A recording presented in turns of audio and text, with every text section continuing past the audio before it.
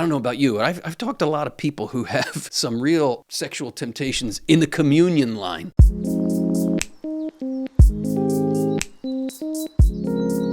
But one time I was at Mass, this was years ago, and I'm coming out of my pew to go up to communion, and across the aisle is a woman coming out to go up to communion.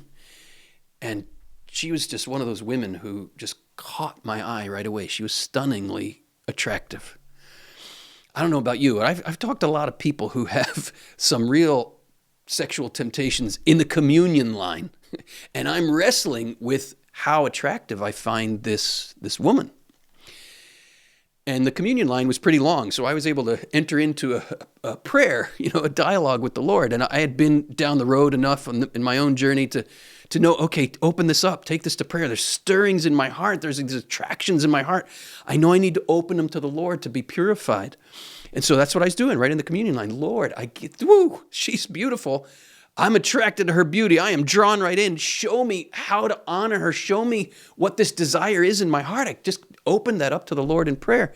And I heard, Christopher, tell me what you want. What do you want?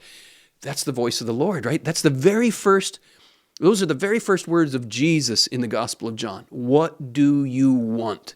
And I've been in this place in prayer so many times. When the Lord asks me that question, I know he's saying, don't censor it.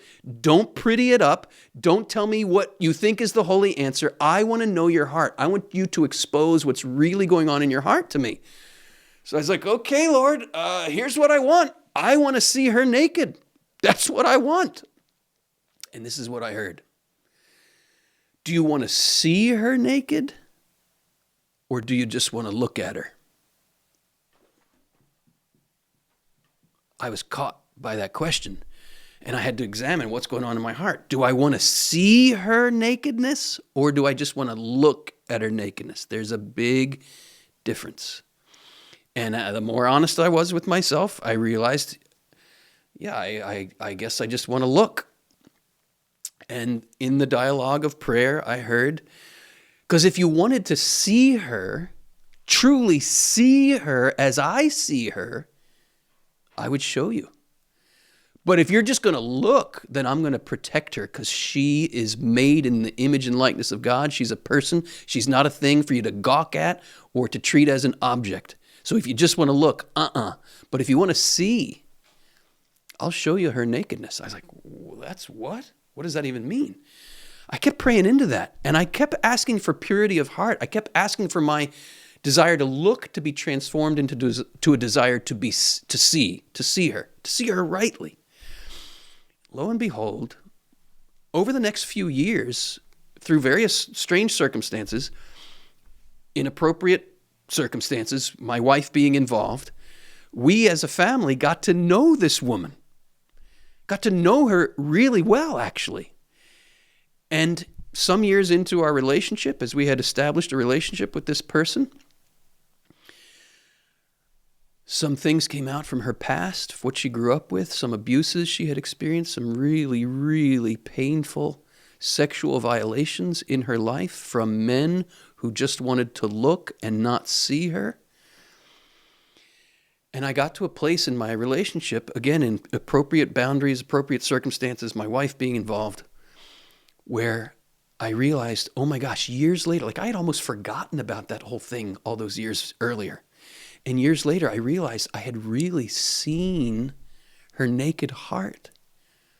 I had seen her naked heart.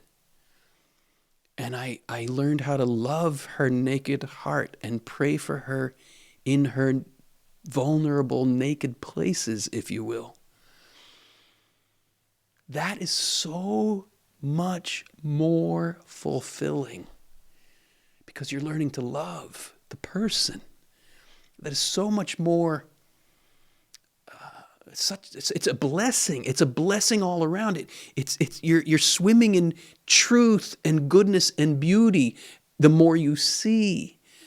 If the hunger is for a banquet and we've been gorging on fast food, the more we eat from that banquet and are truly nourished, the less we're going to be tempted to unhealthy eating, right? To food that might taste good going down, but then just makes us sick, right? We need to retrain our palate, if you will, for healthy food, for good food, for the banquet of love for which we're made. Deepest desire of the human heart, St. Augustine says, to see another and be seen by that other's loving gaze.